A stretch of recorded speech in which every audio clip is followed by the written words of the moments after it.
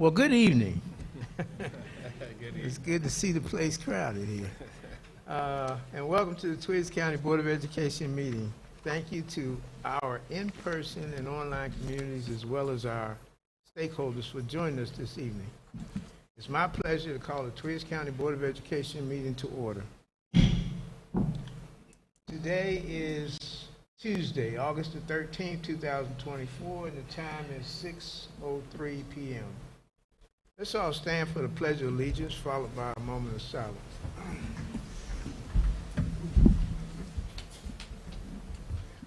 I pledge allegiance to the flag of the United States of America and to the republic for which it stands, one nation, under God, indivisible, with liberty and justice for all.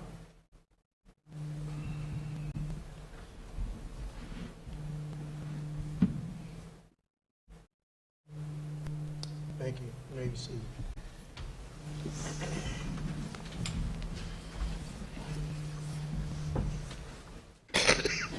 Okay, I will now entertain a motion to approve the agenda for Tuesday, August the 13th, 2024.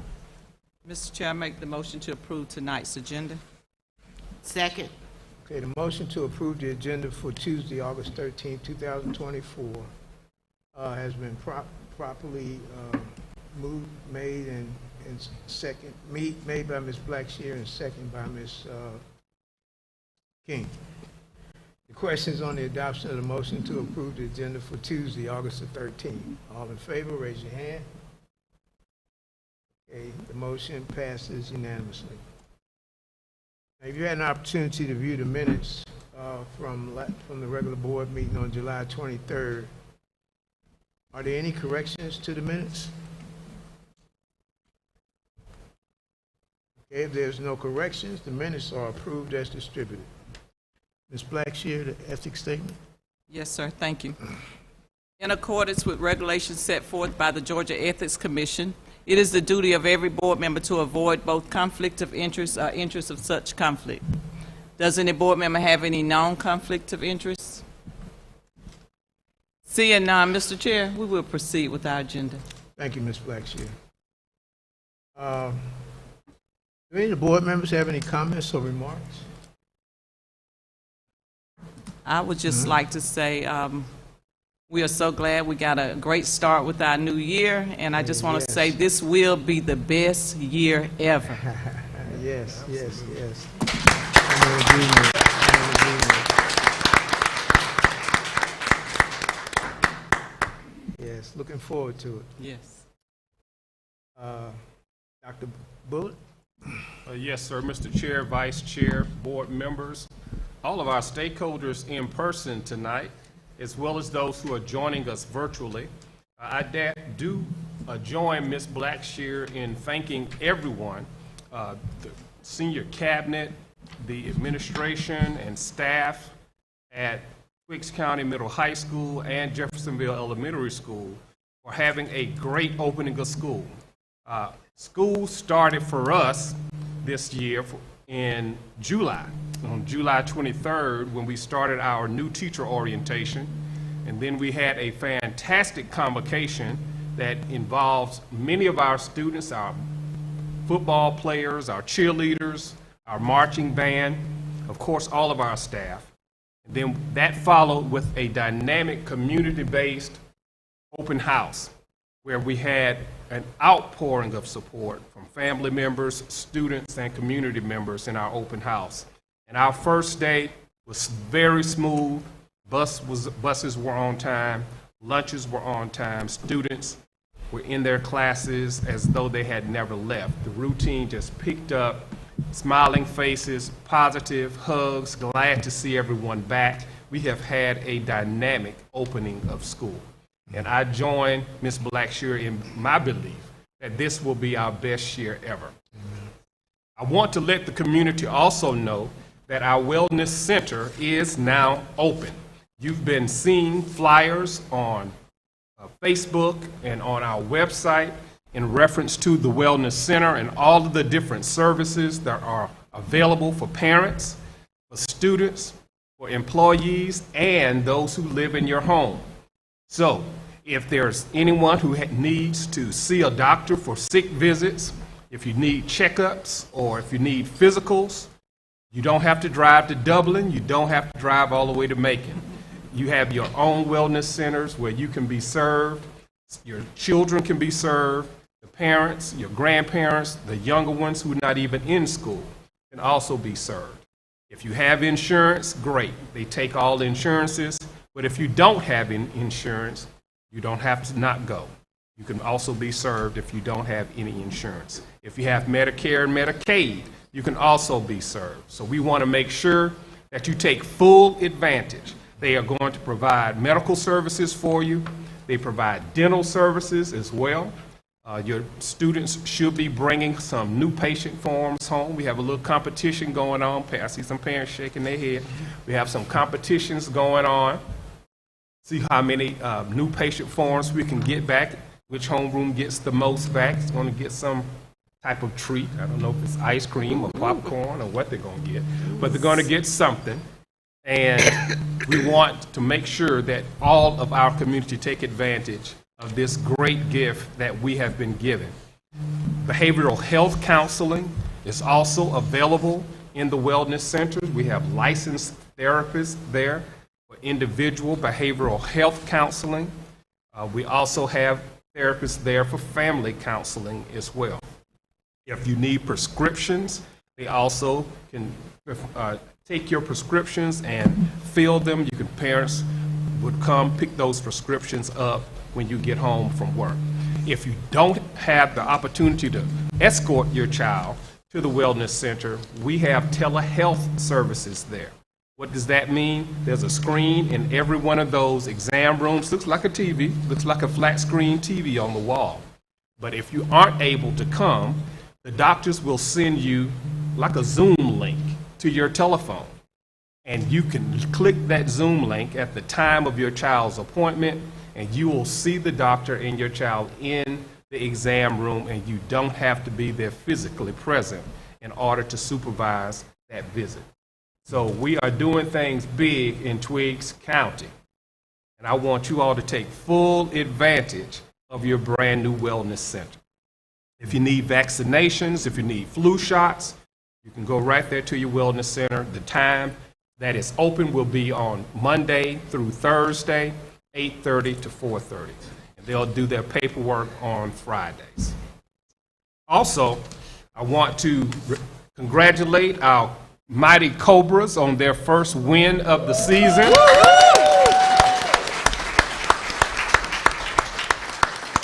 Our Cobras defeated Rock Springs Christian on last Friday, 20-9, and we're looking forward to the next game this Friday night, August the 16th, against Trutland County. And I asked the coaches, what are y'all going to do Friday night? He had said the same thing we did last Friday night. I said, okay.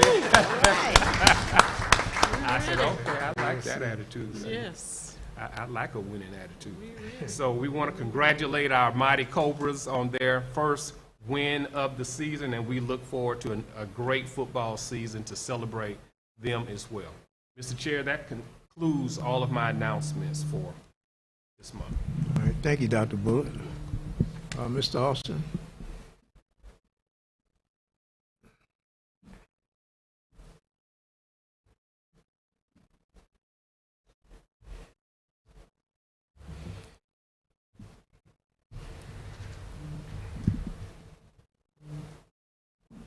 Good evening, Board Chair, Vice Chair, Board members, constituents, in person and virtually. This is an exciting time. We love the opportunity to celebrate our scholars at all levels, and I believe tonight we'll do just that once again. I'm going to prepare myself and others for some instructions on our celebrations tonight and recognitions.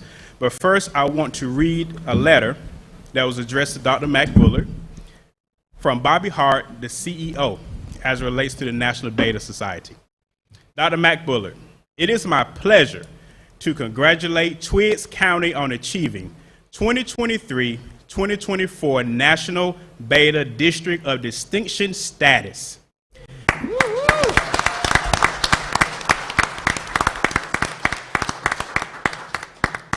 National Beta District of Distinction is awarded to school districts who induct qualifying students in all eligible grades 4th through 12th within each school. This prestigious honor is a true indication of your dedication to students who lead, serve, and achieve. Enclosed is a National Beta District of Distinction Award to proudly display at your district office as a symbol of your accomplishment. Plaques for each school in your district are also enclosed for you to award to each principal to display at their school.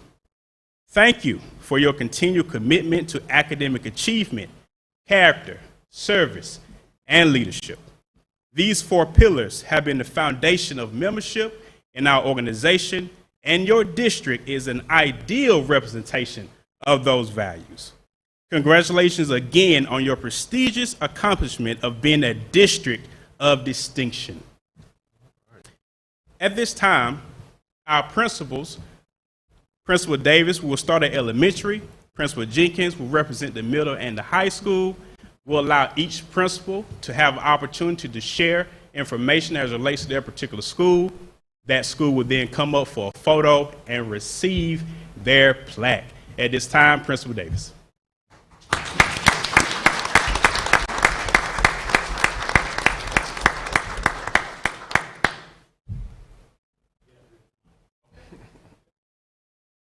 Well, you know what? I had the exciting opportunity to not only serve as principal this year, but I was also one of the beta sponsors last year for JES's Beta Club team.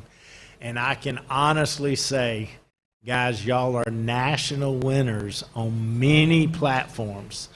Those of you that didn't know, our Beta Club, our JES Beta Club team for the 2023-2024 school term, we led the nation with service hours. We were the number one. We were the number one elementary, and we were 3rd in the nation, including all middle and high schools across the nation. Wow. So these kids worked really hard this year.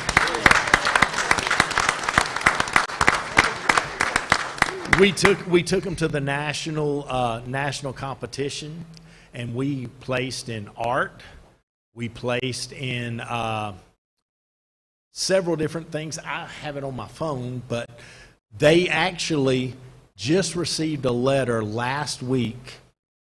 Only 121 out of 20,000 beta clubs nationwide received an Educators Award. And we just received it at JES, and it was emailed to me last week. So they are in the top 121 beta clubs in the nation.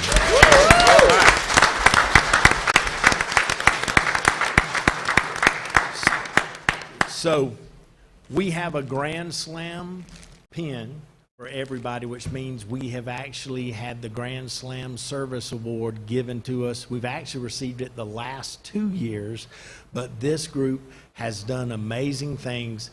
They've actually been just leaders of our school, leaders of our county, leaders of our state, and now leaders in our nation, which I think is huge. Yes. You know, we say we want to compete globally, yes, and I can say JES definitely has competed globally, and I am so proud of each and every one of you. All right. I'm going to read just a couple of awards that are very specific for you.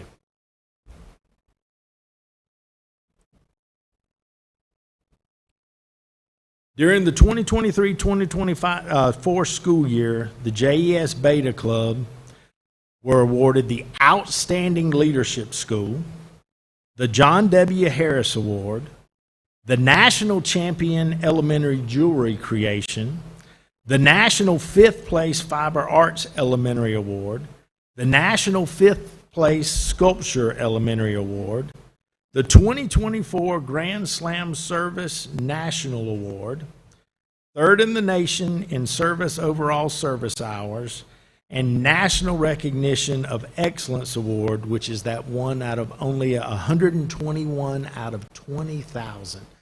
So they have represented us very well, and we want to represent them tonight and have them come up here and let me give them their Grand Slam pin.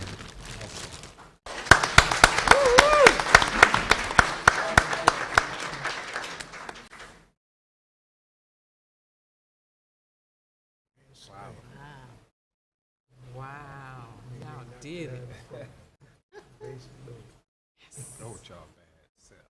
Yes. Guys, thank you for your hard work.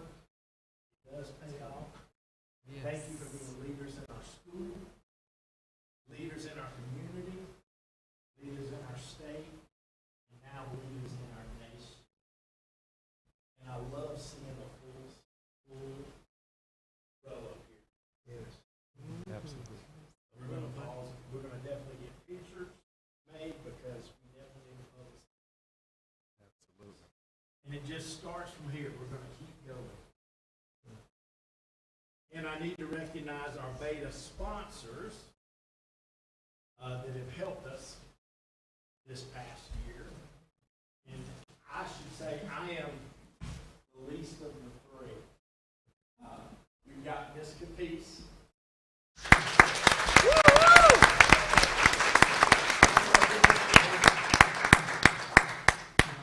We got Miss Anderson.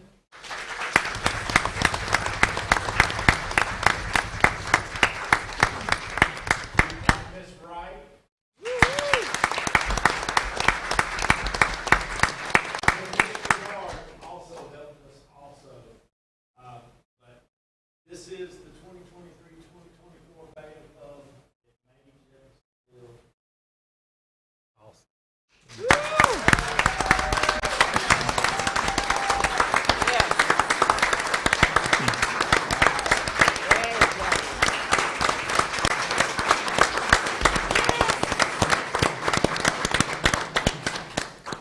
At this time, Dr. Bullard, and then the board members, if you desire to be in the pictures as well, and the staff that's from JES. Principal Davis, will you please step toward the podium so I can present you the plaque?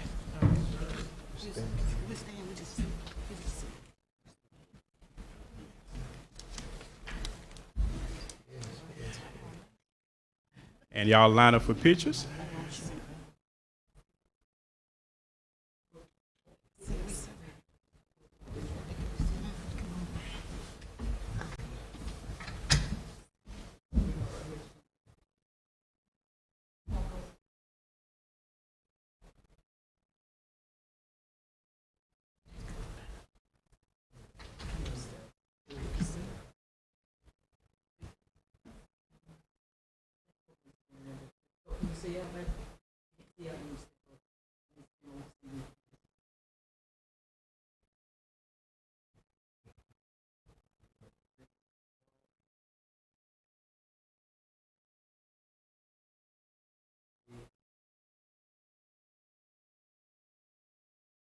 Beautiful. Thank you all.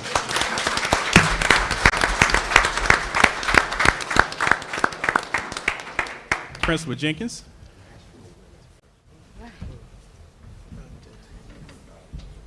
Congratulations to JES. I also want to share that the Twiggs County Middle School Beta Club is also a Beta Club that you can recognize and be proud of. I'm happy to say that we have 36 members of our Beta Club. Each of them competed. 27 of those students competed in Savannah, Georgia at the state level, in engineering, in performing arts, in robotics, and literature. This year, many of those students spent a lot of their time committed to community service. And I must share that they racked up a number of hours in our community. I just want to share many of their accolades. First, they spent time at the Twiggs County Senior Center, where they helped our elderly loved ones with brain activities, where they helped them with holiday cheer, where they helped them just have memorable moments about engaging with the youth.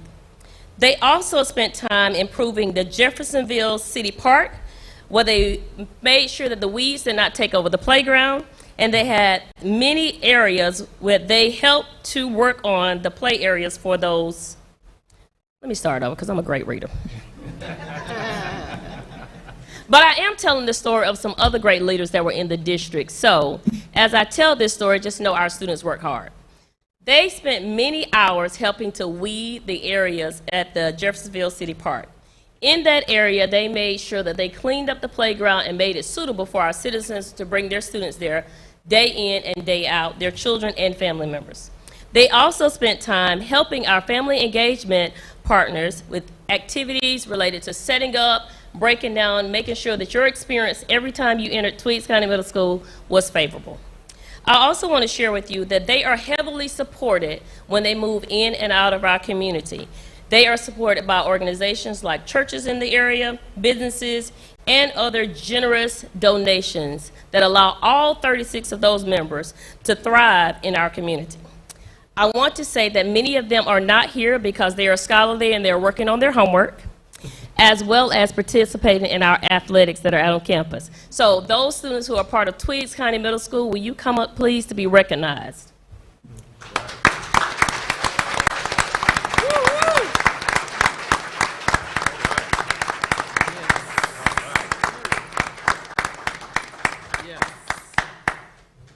I do want to share that the leadership team that led these great students, all 36 of them, was Ms. Vinson. If you would join us, please. Mr. Stevens, who's been recognized as our Teacher of the Year. And Ms. Sampson, who has dual activities here as our Community Partner Liaison, Family Engagement Coordinator. As we prepare to receive our award, I'd like for our administrative team, Ms. Denson, if you would join me, and Mr. Ingram.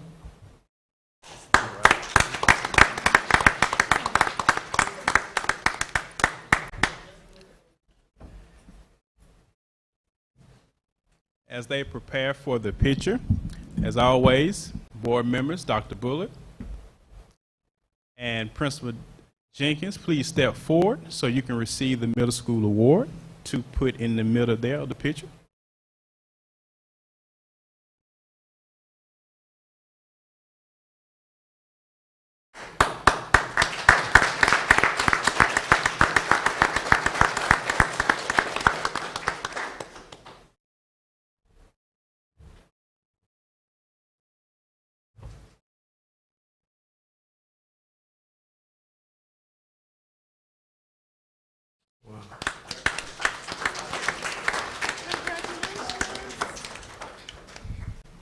You can hold on to it, baby.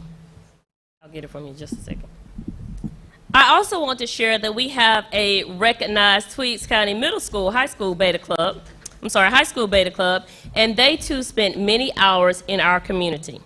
Just like our middle school students, they spent many hours in our senior citizens area, as well as participated in our dual enrollment activities, our athletics, and multiple clubs and extracurricular activities in school. So imagine balancing that academic endeavor as well as the physical endeavors.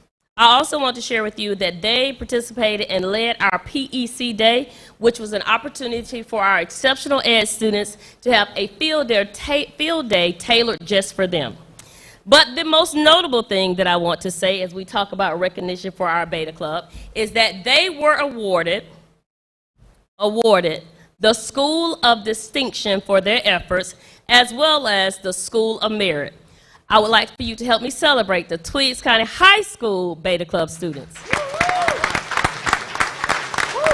If you will join me, even if it's 1, 2, 3, 5, we're going to get this award. Come on, beautiful.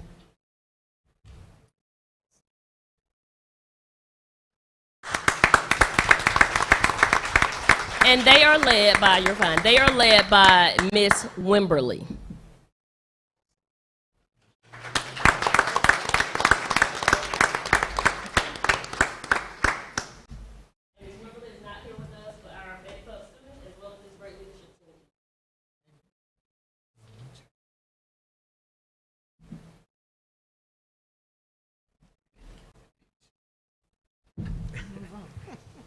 I'm on the picture.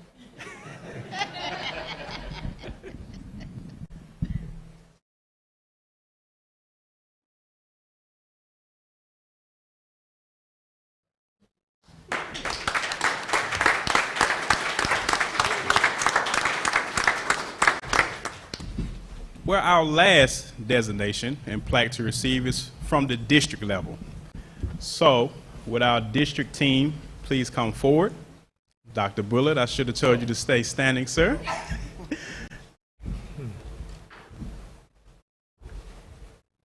Senior Cabinet, do you mind coming forward as well?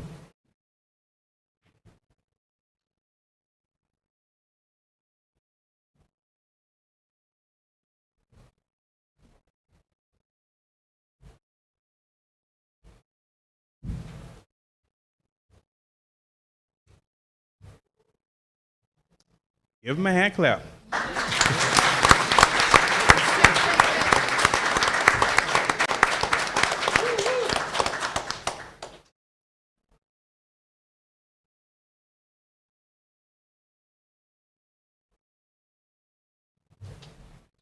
What's the award?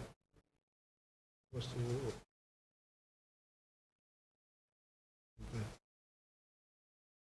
So this award is for the district level, which is an accumulation of all the things that the district has done to support the schools in their effort as well. So without the work of the senior cabinet and administration supporting the schools and us collaboratively working together, things like this doesn't happen. So thank you all as well.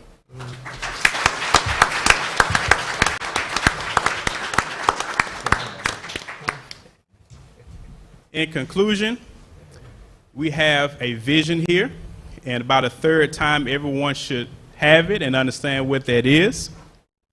That's generating excellence. One team, one goal. Generating excellence. One team, one goal. Generating excellence. One team, one goal. Thank you, Board Chair. Well, thank you, Mr. Dawson. Wow. Beta Club. All these academic awards. It does my heart proud here. I ain't gonna ask about mathematics. I just yeah, someone I think. Okay. Again, congratulations to all the schools, especially the students that did the hard work. I want to encourage you to keep at it, continue to persevere, and it certainly will pay off. So again, we want to thank each one of you, all the advisors that work with these young people. We want to thank you as well. At this time, we're going to move to our business agenda. And I'm going to ask Ms. Reardon if she will come forward.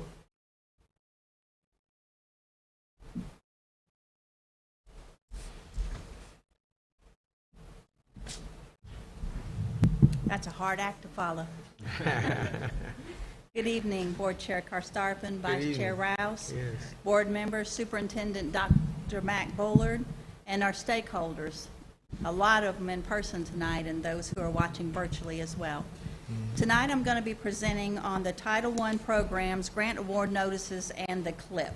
This is an action item tonight. It aligns with our vision, generating excellence, one team, one goal, and our mission to inspire, challenge, and prepare all students to compete globally. It also aligns with our strategic plan goals, 1 and 2, learning and wellness for all and excellence ahead, academics, facilities, and opportunities. We have submitted the CLIP. Last year you received a copy of the CLIP. It was 130-something pages long.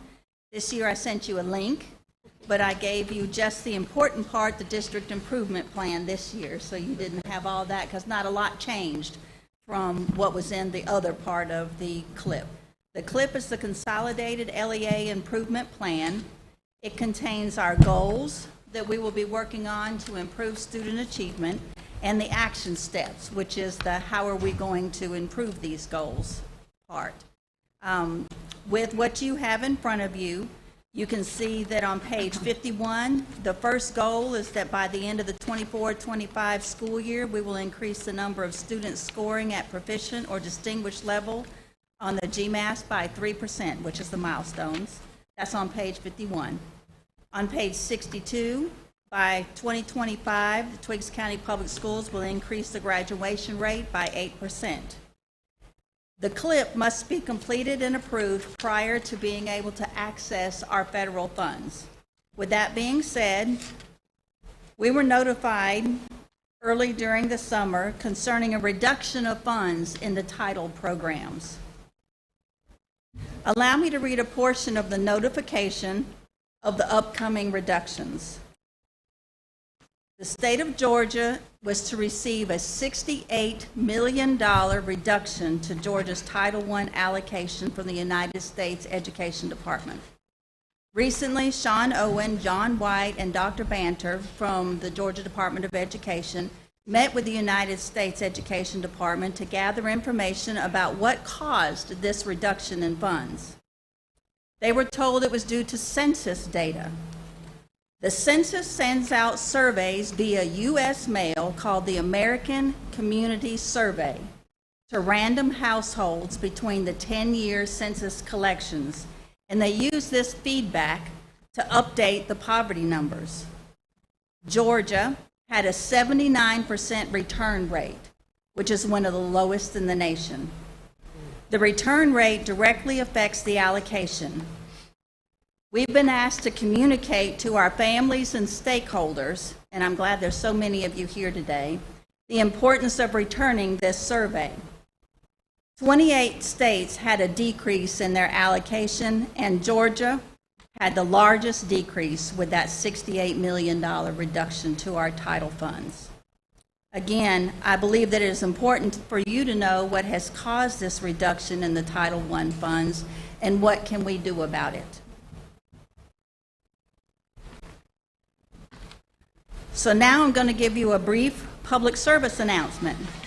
This is what the survey looks like on your screen. It comes in your mailbox, and it can be completed online or it can be completed and sent in. So if it comes to your house, please return or go online and fill the information out. And we'll have some more information coming as we find out about it, because this was news to us that this is how they collected this data.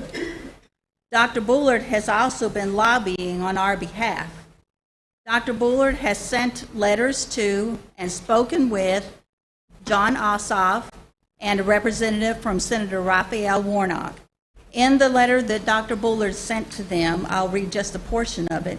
He states, "We were informed that the proposed reduction to Georgia's Title I allocation from the United States Education Department is based on census data rather than actual student poverty levels. If this is true, it is deeply concerning. Poorly gathered census data should not determine something that is so critical. The United States Post Office's reported inefficiencies in delivering mail and the public's fear of mail fraud complicate this issue. It is alarming to think that census data could impact our Title I funding allocations so significantly." So again, as we get more information about where this came from, we will let you know. But based on what Dr. Bullard, the reason Dr. Bullard sent this letter is I put into the program the numbers for Twiggs County.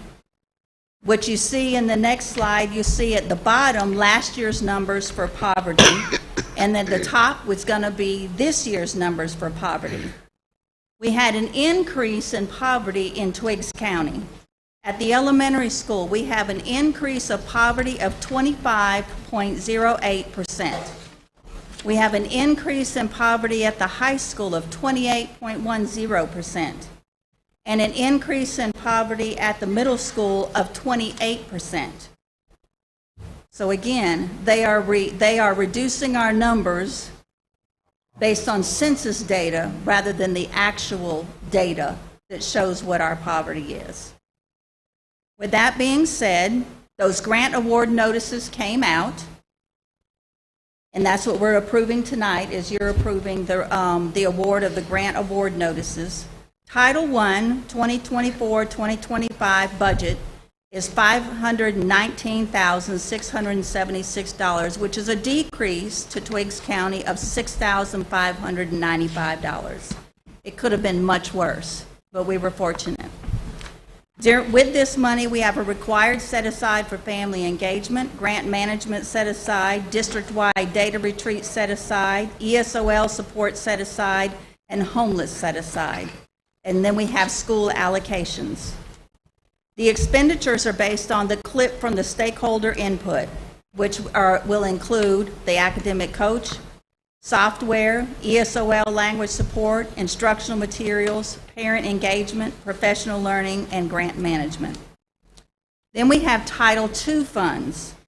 Our Title II funds for 24-25, we will receive $68,454, which is an increase of $1,372. This grant supports our induction program, our professional learning, and our needs assessment identified endorsements for teachers and program management. Finally, we have our Title V-B, which is for rural and low-income schools. The Title V-B allocation for 24-25 budget is going to be $25,636, which again is an increase of $3,412. Title IV-A, which is for student support and academic enrichment, for 24-25, the budget is $39,404, which is a decrease of $1,657. And we combine those two. We've had this discussion before. We combine Title IV and Title V into one program. So when you look at the total program, we will have a budget of $65,040, which is an overall increase of $1,755. To prevent the numbers from going lower, it's going to be important, apparently, that we fill out the surveys if they come to your home. They are randomly sent out. We also have our ESSER III ARP grant that we are still using. It ends in September of 2024. We have the grant that runs the school-based health clinic that we are continuing to use until 2026. We have 2 grants to support our homeless students, but it also ends in September of 2024. And we're currently writing for several grants. We're waiting to hear back from them. So again tonight, we're seeking approval of the grant award notices and the CLIP. What this means, Board, is that you are saying that yes, you will receive this money, and yes, we will follow the policies and procedures, the guidelines that that money requires in order for us to use. That's all that you're approving tonight. So for Title I, the grant award is $519,676. Title II is $68,454. Title IV is $39,404.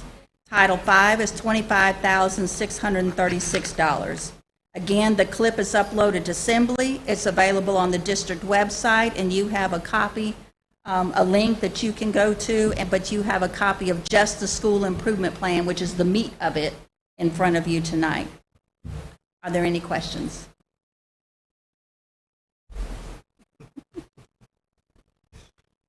Wow. So with the current grants that you guys are working on, how long will it take before you hear something about the grants that you're working on? It varies on the grant. Some were just submitted, so it could be a month or two. Some were submitted about a month ago, so we should hope to be hearing from them soon. But each one of those grants has a specific purpose behind them, so we have to, abide by the specific purpose of each of those grants. But every time something comes available, we apply.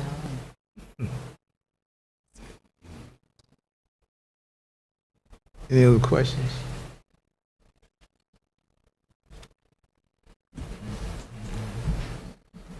So because a little card wasn't filled out, we lost. The state of Georgia lost $68 million. Yes.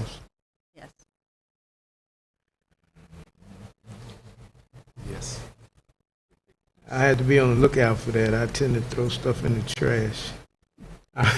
Me too, Mr. Karstoffen. Wow. Can we make sure that our community get this information? I mean, in the paper? Yes, ma'am. At every family engagement event, we will show them what it looks like, give them as much information as we can, and I'm looking to have some people come to us to talk to us about it. But looking at some other information, there's not a lot of cards that go out to Can we Twiggs send letters? County. Can we send letters out to churches? We can. We can put it on the website, we'll put it on Facebook, we'll put it out there as much as we possibly can, but we don't know when it comes.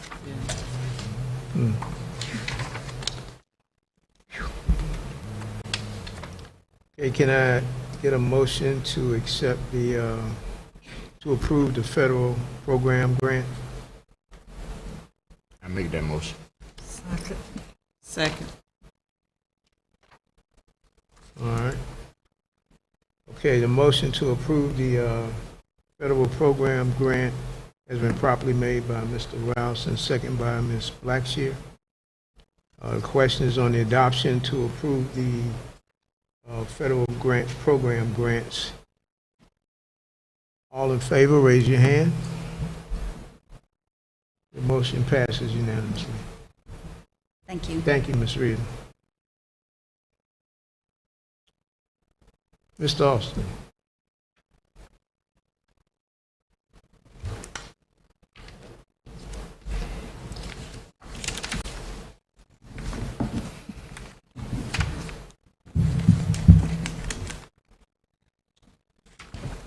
Good evening again, board.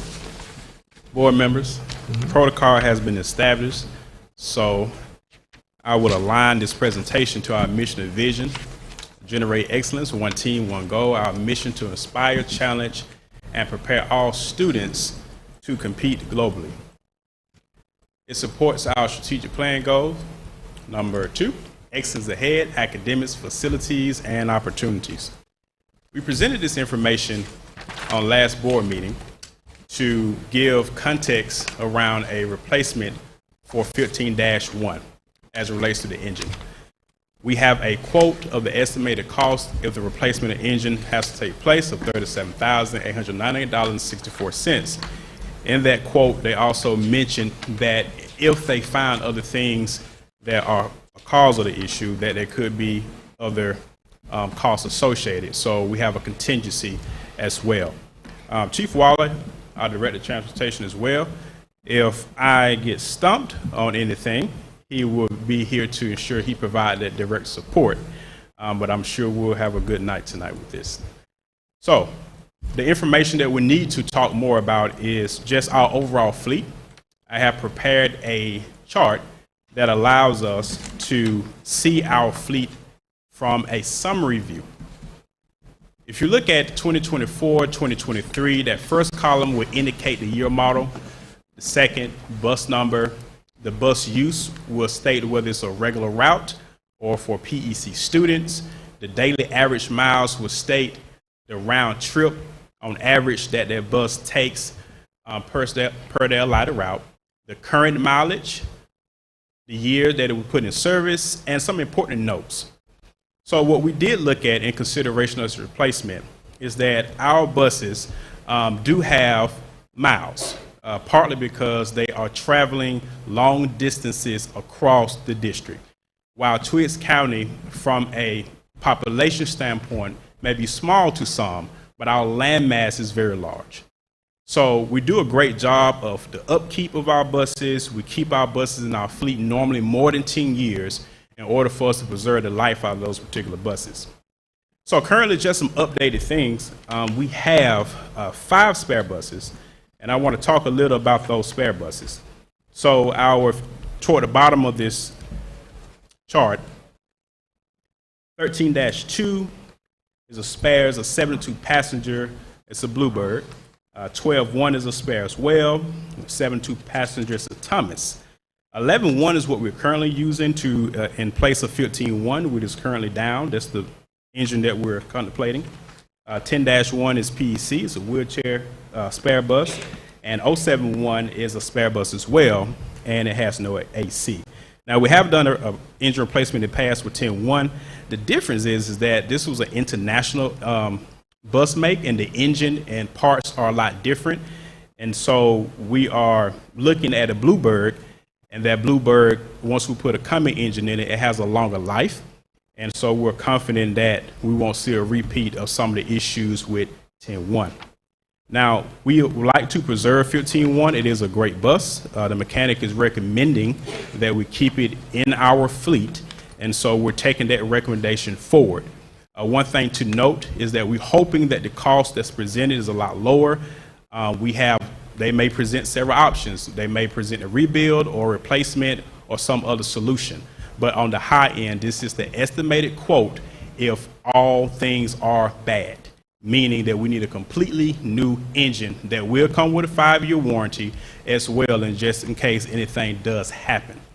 So it will come out of SPLOST. We have designated funds in our current SPLOST that we're ending in December, and we have more than $200,000 in that SPLOST still to help us support purchases like this, so it will not be on the general fund. So the presentations tonight is to be able to address any other questions, provide context answers from the last board meeting, and seeking approval for the replacement of 15-1 engine. Any question, comments that I can address or we can address at this time?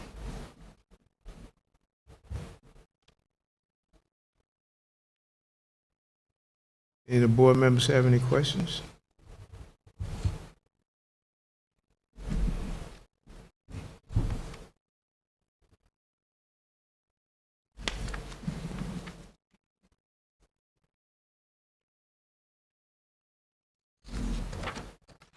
I ask maybe where's the status as far as I recall that had a meeting where I think it was Mr. Bacon said that the state we was allotted how many buses? So many buses. So where we stand with that as far as a new bus compared to putting money in this bus? Yes, sir. Great question. So the very top of this chart, 2024 and 2023, were 2 out of 5 of the buses that we purchased. We were allotted 5 buses and an amendment to the allotment in FY22, that's fiscal year 2022, and we have until June 30, 2025 to spend and allocate dollars toward those remaining 3 buses. Currently, a 90-passenger would take 16 months to come back, and so that'll put us beyond that allotment time frame. A 72-passenger would take about 4 to 8 months, depending if it's in stock or they have to produce that bus in their shop in Fort Valley. So what we're looking at is an opportunity to visit that as a solution, but for what we need for 15-1 is for it to be operable, because our spare fleets need to be sufficient in order to, and I'll just give you an example. We only have 2 90 passengers. So if one of our 90 passengers in our fleet goes down, we have to take 2 72 passengers to suffice for their route, or if the route is ongoing and it break down the side of the road, we have to bring a spare to get that particular bus. So we are looking at opportunities to finish purchasing buses. But that was not in consideration of this because the timeline would be too large and too long for us to meet our today needs.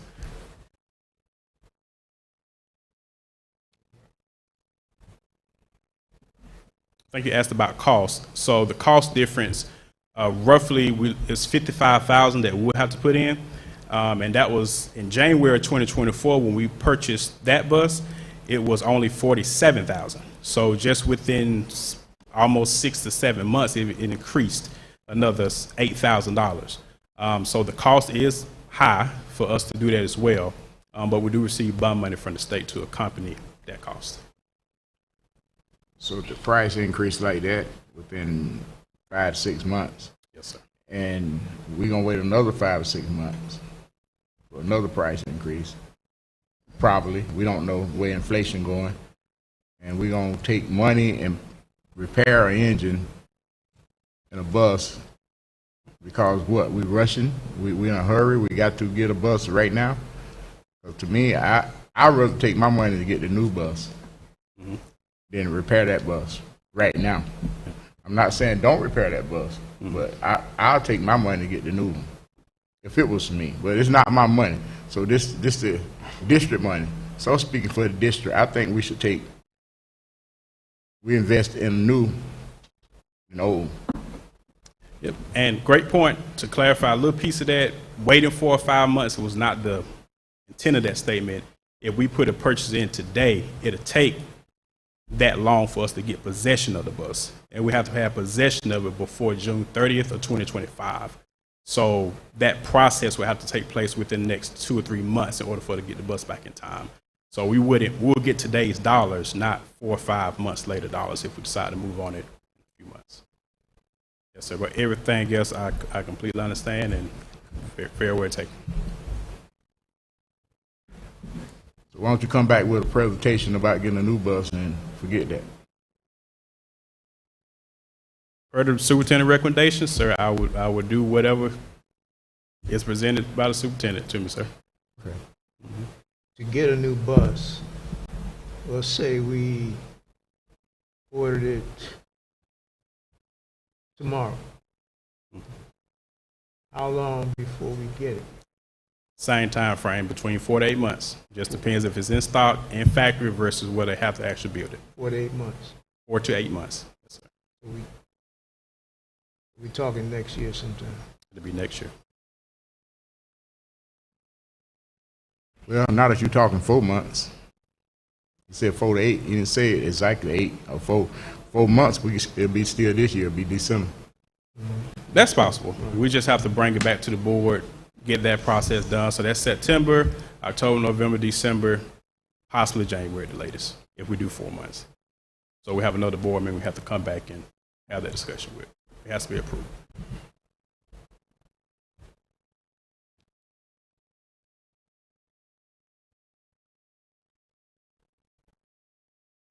Make a motion, Mr. Ross?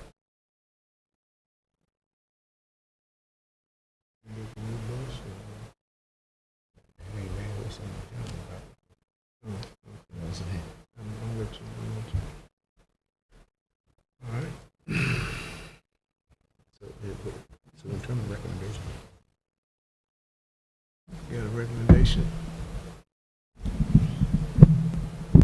Listening to Mr. Rouse's question and his rationale in reference to moving forward with the purchases of new buses, let me just make the point again, Mr. Austin's already done it eloquently, that replacing the engine in 15-1 is imminent. It will have to occur. Our spare bus fleet is old. If you look, we have buses that don't have air that we won't put our children on those buses. We also have buses that are approaching 15 years old, and some can't be used with just a regular load. They're PEC buses. So we will need the 15-1 to remain in our fleet because our buses are continuing to get old. And in the event we have another bus to need to be repaired for any reason, we'll need another spare. We certainly are going to take full advantage of the bonds that the state has given us to purchase those additional buses.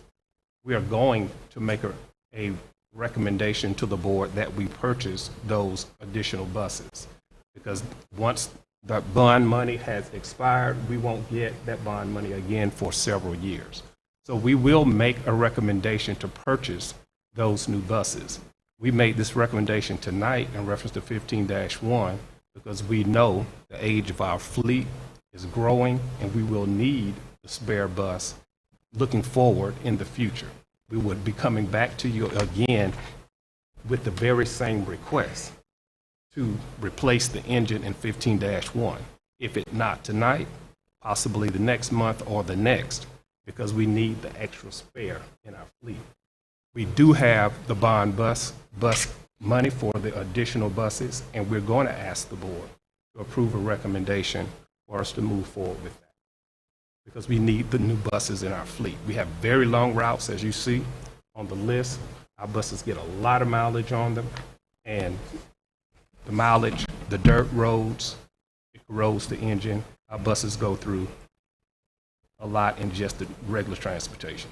So, Mr. Rouse, we will be making a recommendation to purchase those 3 buses. Not tonight. We'll be making those recommendations. We're making the recommendations to keep this bus, as our mechanics and our transportation department have advised, to keep it in our fleet We do want to keep it in our fleet. We don't want it just disabled, unusable. Right now, it's totally unusable.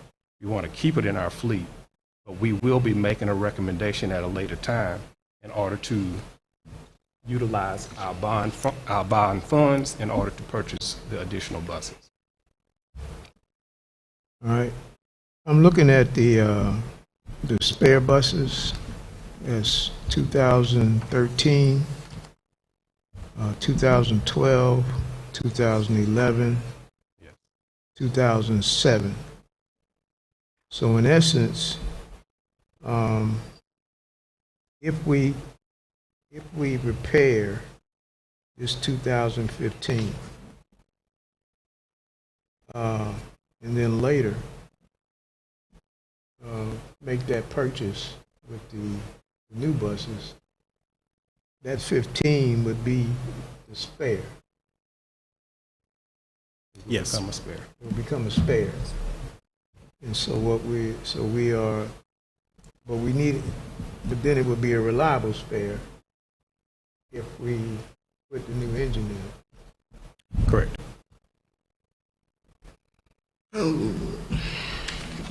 And you're saying we have the money in the SPLOS to pay for it. Yes, sir.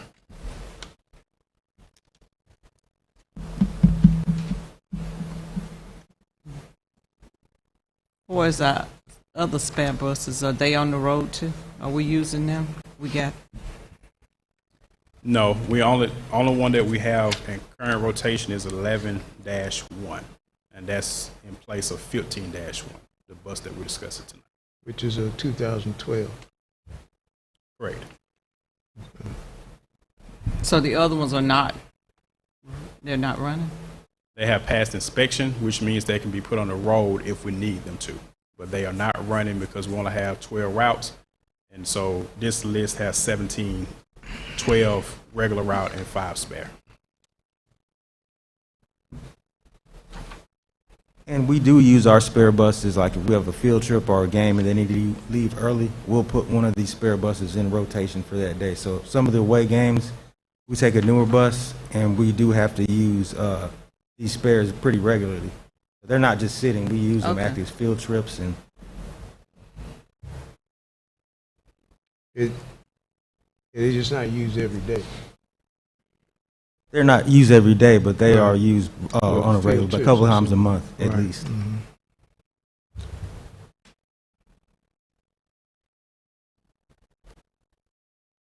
So we do have a ram in the bush. We do have a couple of spare buses that we can use if we had to. Yes, we're not denying that. Okay.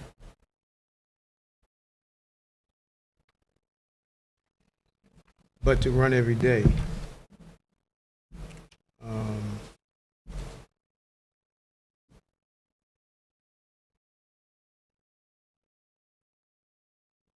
that would be interesting.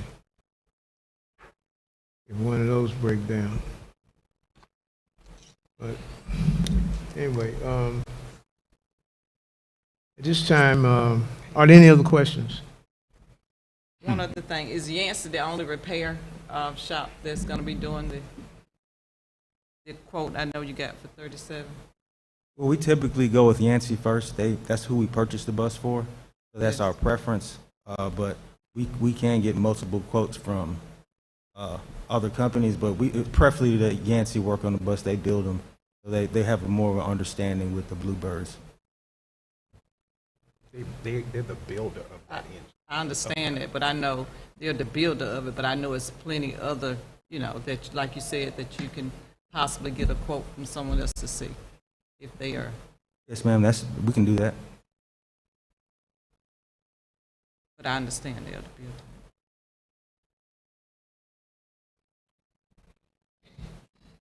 We're a low-cost provider. What about the guarantee, though? So, Ain't no guarantee in life. yeah. No, what I'm saying is, As Mr. Austin said, though, if we got a new engine, it would have a 5-year warranty. If anything went down, Warranty. they would that cover has the a cost 5-year of that warranty. repair. We have a 5-year warranty on the engine. What do we have on that transmission that been in there prior to that bus? So you still basically, you don't know what you're getting. You got a used bus that you start patching on. So you can keep patching, and you can say you need a spare, and you say the fleet getting old. Dr. Buller said the fleet getting old. So if the fleet getting old, why not get a new bus? You fixing old stuff. But I listen to the recommendation. I don't want to keep with us all night, but I understand, Mr. Rouse.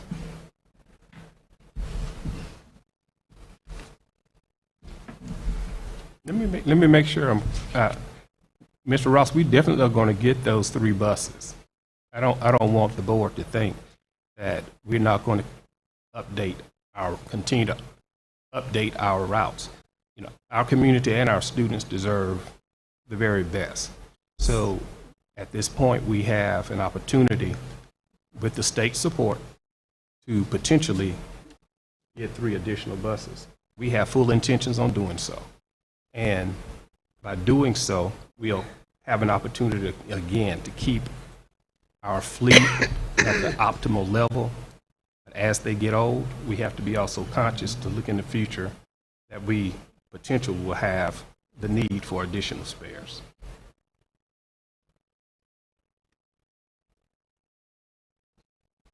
All right.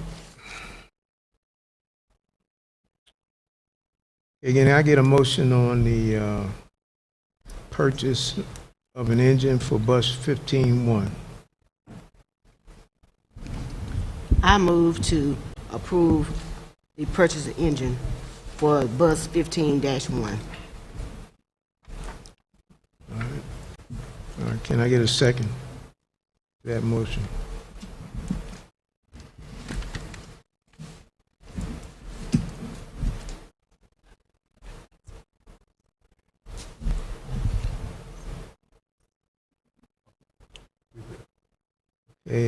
Well, I'll second the motion to purchase the engine purchase.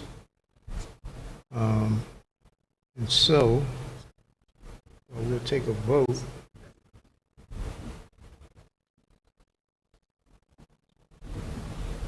Okay, the motion has been properly made by Ms. King and seconded by myself, the board chair, to adopt the motion to purchase an engine for bus 15-1. The question is on the adoption to purchase an engine for bus 15-1. All in favor, raise your hand. Okay, all opposed? Okay, the motion fails 3-2. Thank you, Mr.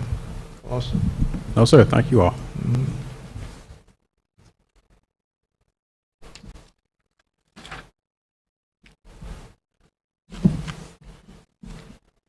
Okay, with that, we will move to our executive session. And can I get a motion to move to executive session? I want to thank each one of you for attending tonight. And you're welcome to stay as we go into executive session. Can I get a motion to? I'll make that motion. Okay. second. Second. Okay, the motion has been properly made and by Ms. Stokes and properly made by Mr. Rouse.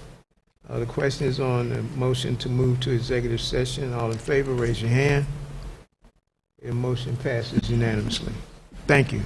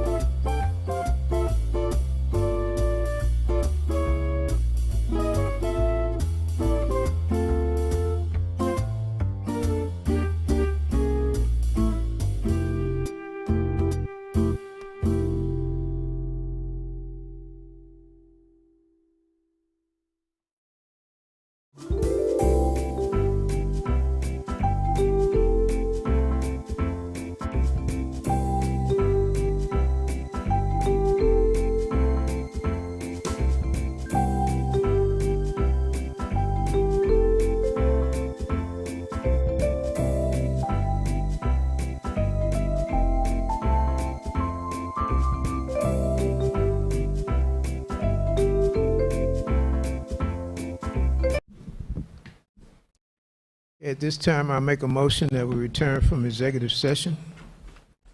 Second.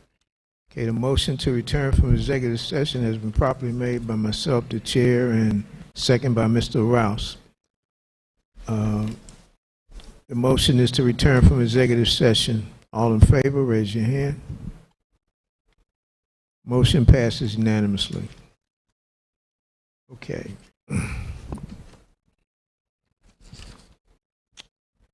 Now, can I get a motion to accept the superintendent's recommendation for termination of 3407? I'll make that motion. Can I get a second? I'll second. Okay, the motion to accept the superintendent's recommendation on termination of EID 3407 has been properly made by Ms. Stokes and second by myself, the board chair. Is there any discussion? All in favor, raise your hand. Opposed? Okay, the motion, is that 2? Okay, the motion passes 3-2. Mr. Superintendent, are there any other business to be discussed?